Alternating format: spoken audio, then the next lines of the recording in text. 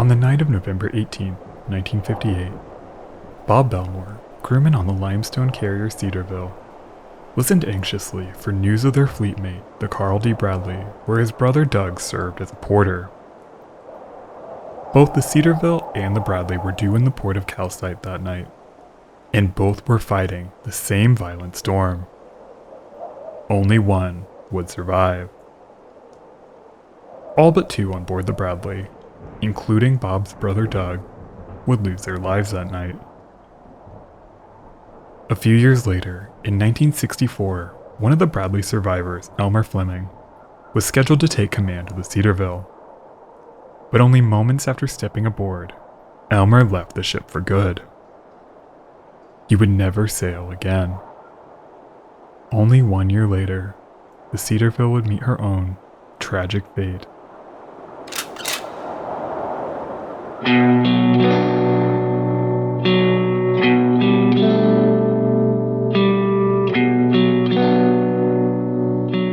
In 1927, the Great Lakes Engineering Works shipyard in River Rouge, Michigan, the same yard that would build the Edmund Fitzgerald 30 years later, was commissioned to build a new bulk carrier for the Pittsburgh Steamship Company, a subsidiary of the United States Steel Corporation.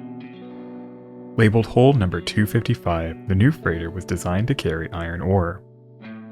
She wouldn't be the largest on the lakes, but she would come close, with a length of 603.9 feet or 184 meters, and a beam of 60.2 feet or 18.3 meters. Launched on April 9, 1927, she was originally named the A.F. Harvey. The Harvey was nearly identical to several of the bulk carriers that entered service at around the same time. She was equipped with large box-shaped cargo holds designed to efficiently deliver iron ore to steel mills. Her power was generated by 3 coal-fired Scotch marine boilers that fed a single triple expansion engine that could achieve 2,200 horsepower. She was operated by a crew of 35. The A.F. Harvey entered service in May 1927, but only a year into her career she ran into trouble near Detroit, Michigan. Shrouded in heavy fog, she collided with the whaleback steamer John Erickson. While damage to the Harvey appeared minimal, the Erickson had to be beached to prevent the ship from sinking. The Harvey was able to reach Detroit under her own power. Repairs were made, and she was soon returned to service. The Erickson was also refloated and repaired. She was briefly re-registered to the home port of New York, though she never left the Great Lakes. In 1956, she was transferred to the Bradley Transportation Fleet, part of the Michigan Limestone Division of U.S. Steel. Her registry was returned to the port of Duluth, Minnesota, though she operated out of Rogers City, Michigan. During her winter layup at the end of 1956, she underwent a major overhaul at the Defoe Shipbuilding Company in Bay City, Michigan. This refit converted her from an iron ore carrier to a self-unloading limestone and coal carrier. Her cargo holds were equipped with a new hopper bottom and 2 conveyor belts that ran the length of the ship. These would carry stone to a forward-mounted bucket elevator that lifted materials to a 250-foot self-loading boom mount just aft of her forward cabins. While this equipment reduced her overall cargo capacity, it made her significantly more efficient and versatile, able to deliver cargo pretty much anywhere without the need for costly and slow shore-based unloading equipment. As part of the refit, she was painted gray to match the Bradley Fleet livery and renamed Cedarville after the port in Michigan. The Cedarville was also equipped with a modern new funnel. She re-entered service at the start of the 1957 season and operated alongside her new fleet mate, the slightly larger Carl D. Bradley.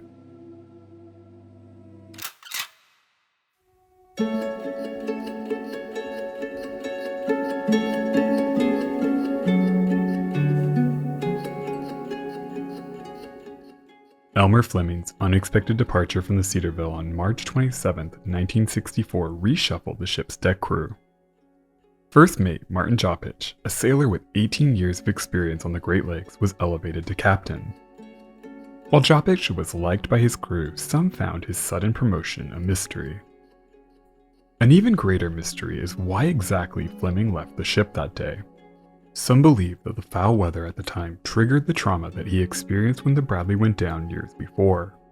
While he had been to sea since, the disaster left him with a nervous disposition. Who wouldn't after surviving what he did? Maybe there was something about the Cedarville that didn't feel right. Either way, the ship's new captain assumed command and completed the season. In October, Joppich grounded the ship in the St. Mary's River. The ship required dry docking to patch the damage. By the start of the 1965 season, it was clear to the crew of the Cedarville that her hull was rapidly aging. As far back as the spring of 1961, a Coast Guard inspection found serious deterioration of her hull plating and ordered replacements of the affected areas, starting 80 feet after the bow on both sides. Her hull was made up of 3/8-inch steel plating. These plates proved susceptible to corrosion, causing thinning, pitting, and other signs of weakness. Because the cost of the repairs ordered by the Coast Guard would exceed $124,000 and could potentially disrupt the Cedarville's busy schedule, the previous captain requested permission to delay the repairs until a more convenient time. The request was granted, and the work was put off. Officials from Lloyd's Register of Shipping subsequently pushed the Bradley Transportation Company to invest in the repairs after urging from the ship's insurance underwriters. But these repairs were pushed off indefinitely. Even when the Cedarville was dry docked after grounding in October 1964, the company refused to invest in replacing her weakened hull plates. In 1961, the ship was reboilered, improving her efficiency and slightly increasing her power. This was the last major work done on the ship before the 1965 season. Captain Joppich and his crew were well aware that the 40-year-old ship was showing her age.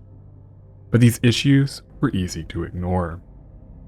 These ships were strong, and experienced captains prided themselves on pushing them to their limit. The Bradley Transportation Fleet was responsible for delivering limestone to the vast U.S. steel empire, a vital ingredient in steelmaking used to remove impurities during the blast process. Captains in the fleet were given extremely optimistic schedules and tonnage requirements with no regard for weather or the complications of operating an aging ship. While it was ultimately up to the captain to keep his crew safe and decide if they left port, it was clear that missed deadlines, low tonnage numbers, and costly maintenance work could end a master's career with the company. The culture of prioritizing profits over safety was pervasive on the lakes and continued well after even high-profile losses like the Carl D. Bradley and the Daniel J. Morale. So while Captain Joppich, still a relatively new captain in the fleet, probably would have preferred new hull plating, he decided that the ship was seaworthy, and the Cedarville began the 1965 season with a hefty increase in the tonnage required by the company that year. But the weather didn't care about U.S. Steel's limestone quotas, and a cold front soon swept through the region. The recently cleared Straits of Mackinac rose over, and despite Captain Joppich's efforts, the Cedarville found herself iced in. She would have to wait until April 1965 when the weather began to finally cooperate to truly get the season underway. After a handful of successful runs, Captain Joppich relaxed a bit, but the pressure to keep up was ever present, and no doubt played a constant role in his mind. Now more than ever, it is important to bring together quickly and efficiently the jobs to be done and the men and women who can do them.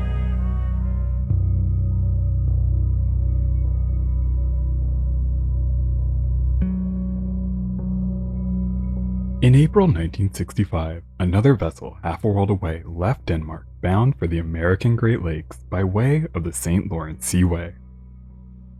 Commanded by Captain Rasmus Högland, the 6-year-old MV Topdalsfjord was constructed in Gothenburg, Sweden, and operated by a Norwegian shipping company. The 6,000-ton, 423-foot, or 129-meter-long cargo ship was built to withstand the fury of the North Atlantic and the brutal North Sea. Her bow was reinforced to break through ice, and she was powered by a single diesel engine that could achieve 6,500 horsepower. Her 5 cargo holds were loaded with European goods bound for Canada and the United States. and she was scheduled to return to her home port of Oslo, Norway, with a load of grain from Chicago and Port Arthur. Opened in April 1959, the St. Lawrence Seaway allowed ships with drafts as deep as 26.9 feet or 8.2 meters to operate between the Great Lakes and the Atlantic Ocean, giving access to much larger ocean-going vessels. The Topdalsfjord arrived in the Great Lakes in mid-April 1965 after battling a series of squalls on the North Atlantic. She would spend the next few weeks navigating the series of congested locks and waterways that connected the Great Lakes as she unloaded her cargo and prepared for her return voyage. By the morning of May 7th, she was sailing up Lake Michigan bound for Port Arthur, Ontario. The night before, a heavy fog had set in over the Straits of Mackinac, reducing visibility to only a few hundred feet. So dense that captains of the long lake freighters couldn't even see the aft ends of their ships as they made their way through the fog. Captains had to rely on their radios, radar, and the rules of the sea, as well as their senses as they listened for foghorns in the eerie abyss. Still, they plowed forward, anxious to keep on schedule. The Topdalsfjord was no different as she sailed east. Captain Hoagland monitored the situation closely, manually operating the ship's fog whistle himself, letting out 3 short blasts at regular intervals in keeping with Great Lakes regulations as they neared the shadowy outline of the Mackinac Bridge that loomed somewhere in the fog.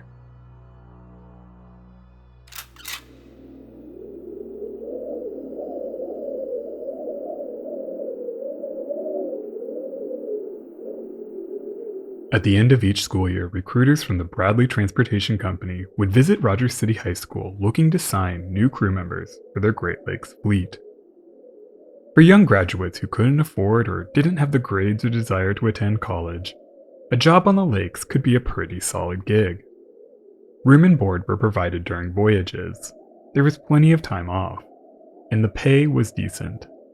Many young men would spend a couple of years on the lakes while they saved up money and planned the next chapter of their lives. For others, it was the start of a lifelong career. When Dave Erickson graduated in 1959, he signed on with the shipping company. New crew members were placed wherever they were needed, and for the first couple of years, Dave moved around from the deck crew to the engine room. He eventually realized that off-duty weeks tended to be more consistent for galley crews, and a few years into his career he became a porter on the Cedarville. His job involved tending to the captain's and chief engineer's room, the officer's dining room, and helping prepare meals. Before dawn on May 7, 1965, Dave reported to the Cedarville in Rogers City, Michigan. The ship was scheduled to carry 14,411 tons of open hearth limestone to Gary, Indiana. The ship left port at 5 a.m., giving Dave some time before his shift started at 7, so he went to his bunk and took a quick nap. The mood on board was cheerful. The crew loved overnight breaks in their home port where they could spend the evening with friends and family. After a quick breakfast, Dave headed to the captain's cabin to begin his shift. As he headed forward, the fog was so thick that he couldn't see the other end of the 600-foot ship. The foghorn blared at regular intervals.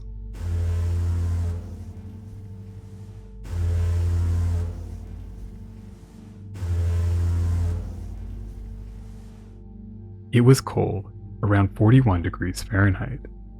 As he finished his work up front, he headed back aft to help in the galley. He could hear the foghorns of other ships as they neared the straits.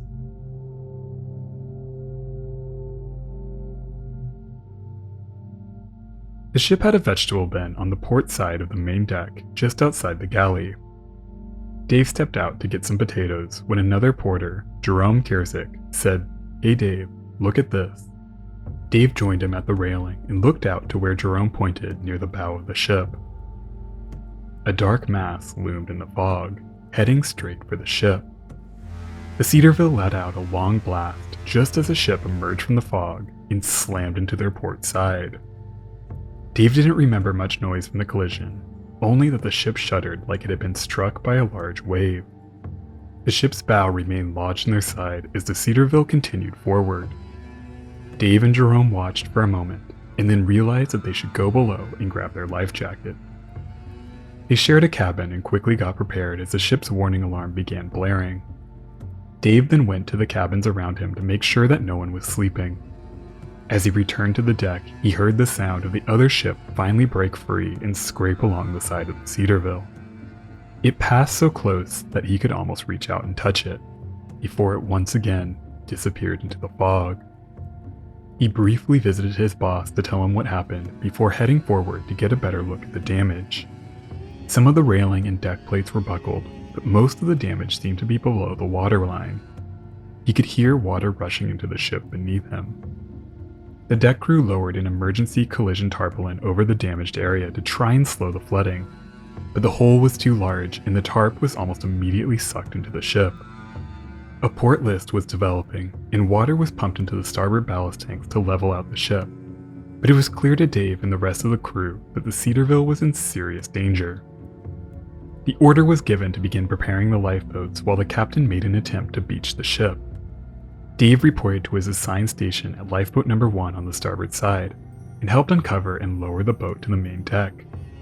He looked to the bow, barely visible in the fog.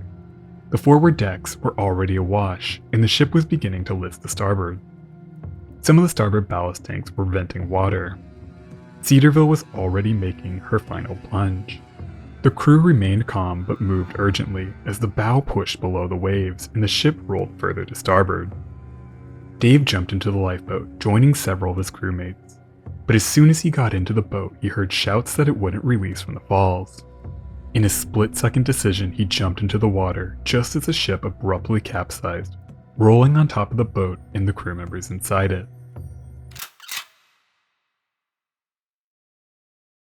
In the water, Dave felt the shudder as the Cedarville's bow hit the lake bed and the roar of her limestone cargo spilling out of the ship.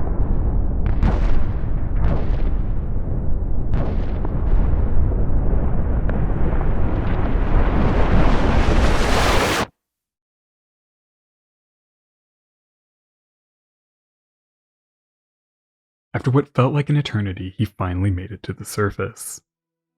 The cold water made it hard to catch his breath. He looked for the ship, but he only saw about 150 feet of the bottom of her hull. He saw the portside lifeboat, still attached to the capsized ship. Another crewman desperately banged at its releases with an oar, finally releasing the boat just as the Cedarville disappeared beneath the waves. As he watched his ship vanish in the churning lake, the reality of what just happened set in. Dave was cold and numb, held up by just his life jacket. He could hear the sounds of foghorns from other ships in the distance. He heard men screaming for help all around him. Finally, he saw a life raft and swam toward it. The men on the raft helped lift him out of the water. He was already too weak to pull himself up. Once he was on the raft, he tried to warm himself up. His crewmates threw ropes in the water and helped others climb aboard the raft. Enveloped by the surreal soup of fog, the men waited.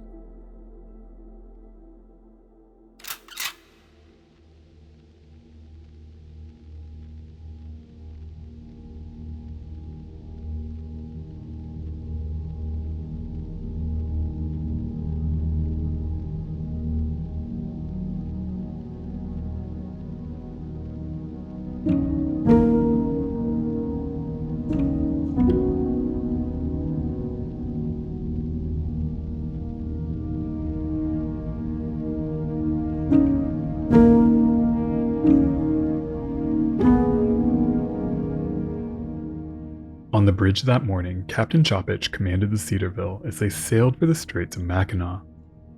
Visibility was about as bad as it could get, but the ship continued forward with the help of RCA radar and a radio direction finder to help establish a position.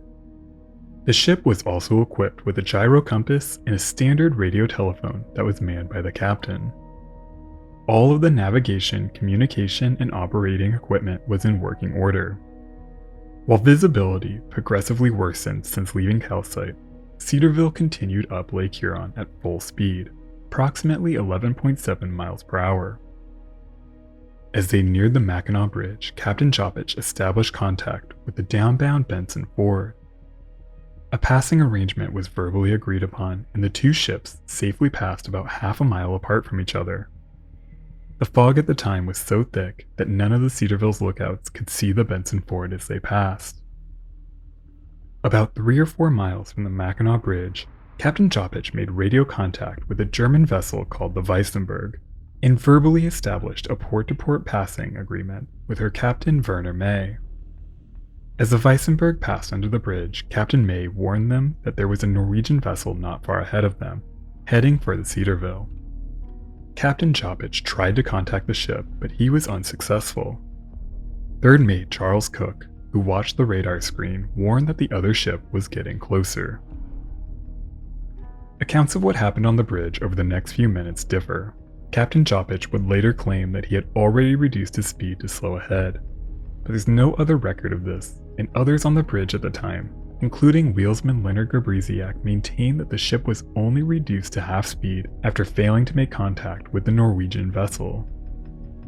They could now clearly hear the other ship's fog whistle on the Cedarville. As the range between the two ships decreased, Captain Joppich ordered a change in course, turning to the right. But the other ship continued forward. He then let out one long blast to signal a port-to-port passing. Tension mounted as the captain continued trying to reach the other ship by radio. Then, the lookout stationed on the port bridge wing shouted out, "There she is." Another lookout stationed on the bow saw her too as the ship emerged from the fog. He shouted, half a block away. By then, wheelsman Gabriziak could see her too, only about 100 feet ahead of them and closing in fast. Captain Joppich immediately ordered slow ahead. Just as he issued the order, Charles Cook shouted, "Captain, we're going to hit."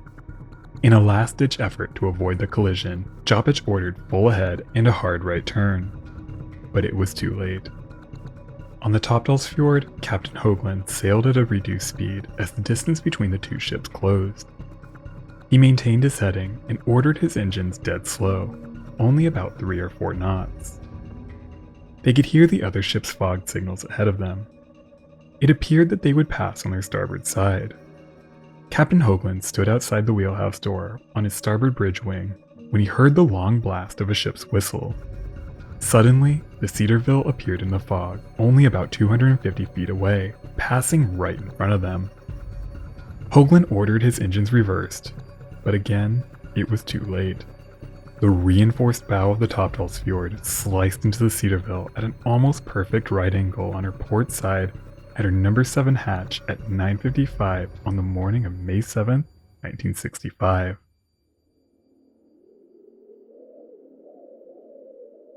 Her bow remained lodged in the ship for a few moments before the Cedarville's forward momentum pulled the two ships apart.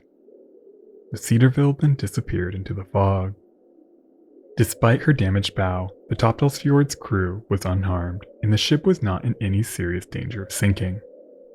Her 2 lifeboats were launched to search for survivors, but no one was found. After a few hours, it was confirmed that other ships were able to aid the Cedarville, and the damaged Norwegian ship sailed to Sault Ste. Marie. They were lucky. The true horror transpired only a few hundred feet away in the fog.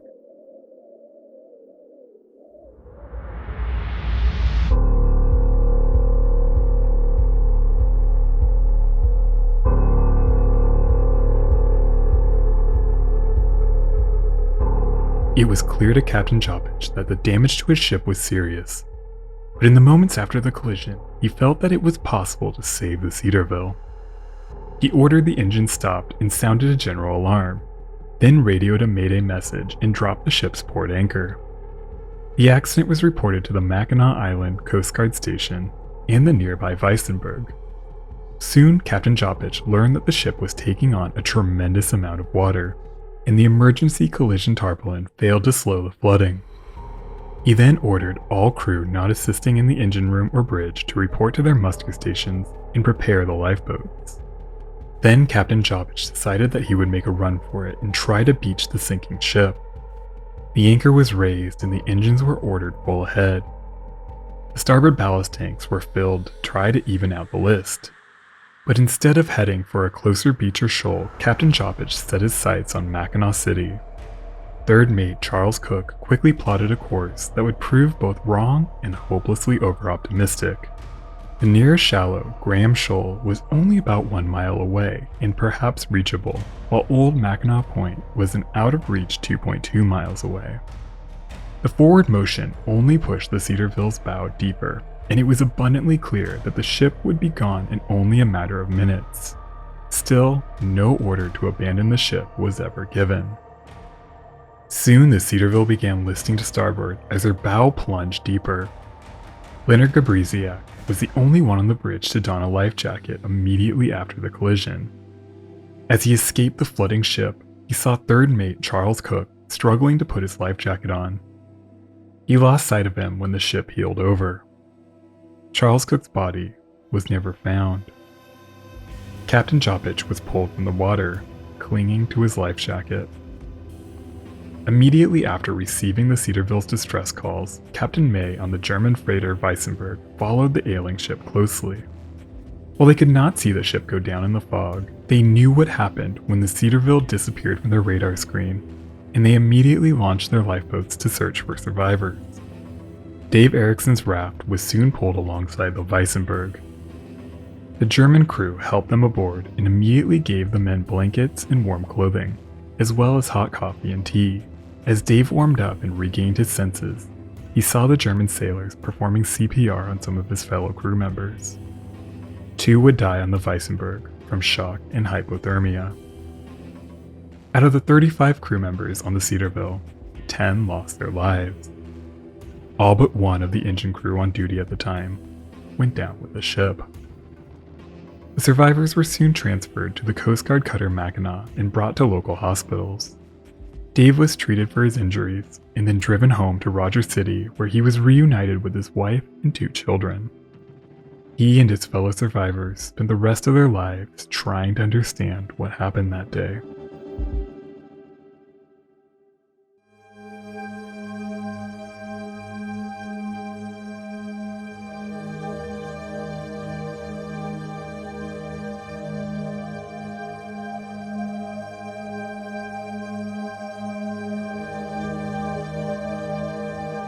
In the immediate aftermath of the sinking, U.S. Steel went into overdrive to protect its reputation after yet another one of its ships met an untimely end. The loss of the Carl D. Bradley was still fresh in people's memory, and another accident blamed on poor maintenance could prove costly.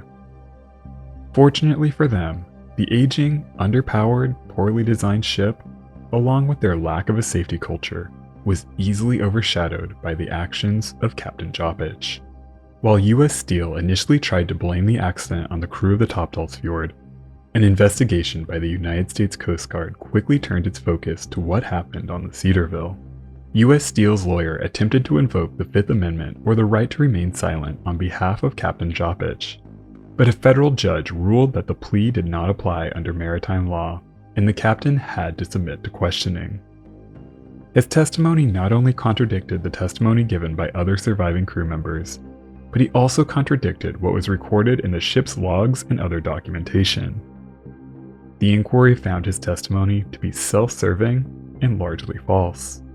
Ultimately, it was ruled that Captain Hoagland and the Topdalsfjord operated with reasonable caution given the conditions, by reducing their speed and observing established maritime passing rules.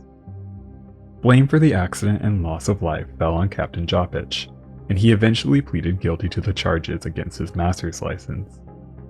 It was determined that the Cedarville, moving at her top speed, was sailing far too fast given the low visibility and volume of ship traffic. Captain Jopich failed to establish a radar plot or follow established track lines, despite ample warning over radio, radar, and through fog signals that another ship was approaching. Once the collision occurred, Captain Jopich failed to realize the gravity of the situation, and while his attention to ground the ship was reasonable, he failed to establish their position and plot a course to the nearest shallow. He squandered those critical moments when he might have been able to save all of his crew and his ship.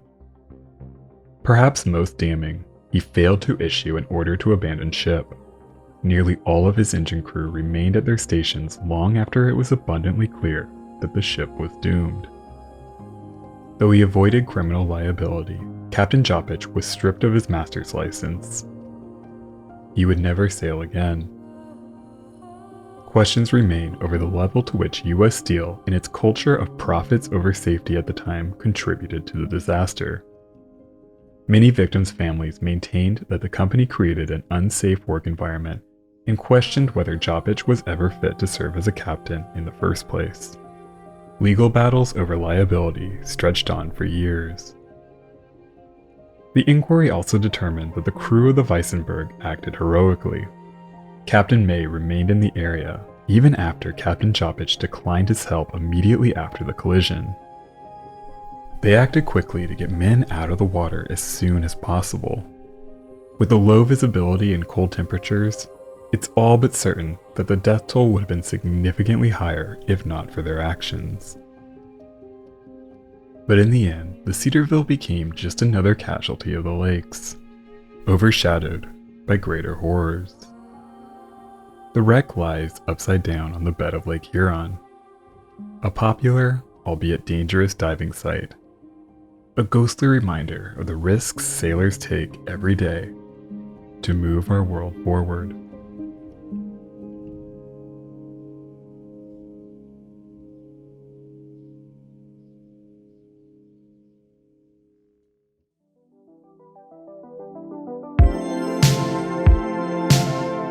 Thank you so much for watching. Don't forget to support the channel with a like, comment, and subscribe if you haven't already. We'd love to welcome you aboard. I'd like to give a special shout out to my supporters on Patreon and my channel members for helping keep this channel afloat. Alright crew, that's all I've got. Until the next one, be nice to people.